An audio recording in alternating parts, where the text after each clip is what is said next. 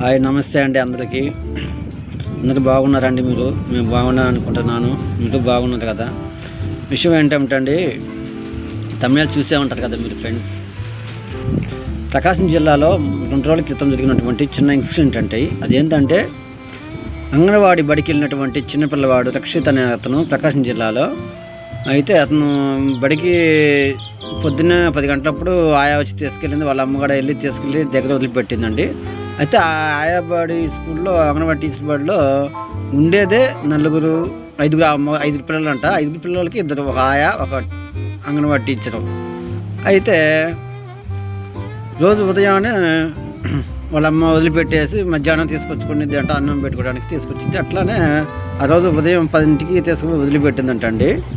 అయితే వదిలిపెట్టిన తర్వాత ఈ వదిలిపెట్టిన గంటకి కుర్రోడు ఆడుకుంటూ బయటకు వచ్చాడంట అండి. బయటకు వచ్చిన తర్వాత వీళ్ళు లోపల ఉన్నటువంటి ఆయా కానీ టీచర్ కానీ గమనించుకోలేదు. మరి ఎట్ట సంగతో ఏదన్నా కానీ వాళ్ళ రెస్పాన్స్ ఉంటుంది. ఎందుకంటే ఆయా కానీ టీచర్ కానీ వాళ్ళ రెస్పాన్స్లో ఉన్నంతసేపు వాళ్ళు లెక్క చూసుకోవాలా వాస్తవంగా అయితే మరి వాళ్ళు గమనించుకోలేదో మరి ఎట్ట సంగతి. గమనించుకోవడానికి 100 మంది పిల్లలు ఏం లేదు కదండి, మహా అయితే 5 పిల్లలే ఉన్నారంట. అయితే వాళ్ళు ఇంటికి వెళ్తారులే అని చెప్పేసి మెలకుండా ఉన్నారంట. అతను ఆడుకుంటూ బయటకు వచ్చి మరి వెళ్ళిపోయాడో ఎవరికి తెలియలేదు. కనీసం రోడ్డును చూసేవాళ్ళైనా ఎవరు కూడా పట్టించుకోలేదో మరి ఎట్ట సంగతో. ఏదైనా కిడ్నాప్ చేశారా లేకపోతే ఎవరైనా ఏం చేశారు అనేది ఇంకా పూర్తి సమాచారం అయితే రాలేదు. పోలీసు ఇన్వెస్టిగేషన్ జరుగుతుంది. దయచేసి మీరు కూడా పిల్లల్ని అంగన్వాడీ బడిలో వదిలిపెట్టినప్పుడు టీచర్కి కానీ ఆయాకి కానీ 1-4 సార్లు చెప్పిరండి.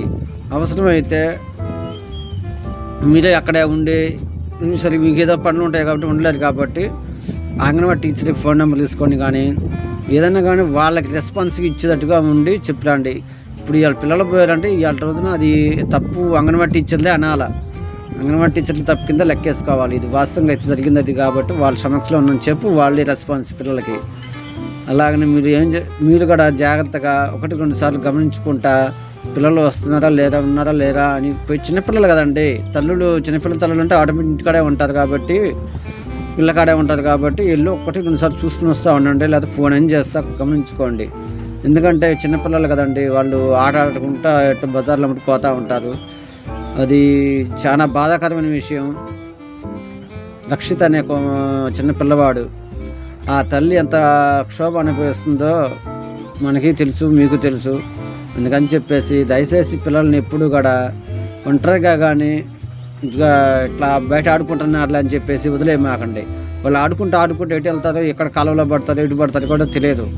అందుకని చెప్పేసి పిల్లల్ని అది జాగ్రత్తగా చూసుకోండి. అంగన్వాడీ టీచర్లకి ఎటువంటి బాధ్యత ఉంది, వాళ్ళు బాధ్యత వహించాలి. ఆ జరిగిన ఇన్సిడెంట్ బాధ్యత మొత్తం వాళ్ళే వహించాలా. దానికి క్షమాపణ కూడా వాళ్ళే చెప్పాలా, దానికి రెస్పాన్స్ కూడా వాళ్ళే ఇవ్వాలా. కానీ పిల్లలను కూడా మీరు జాగ్రత్తగా మీరు కూడా అబ్జర్వేషన్ చేస్తూ ఉండాలా.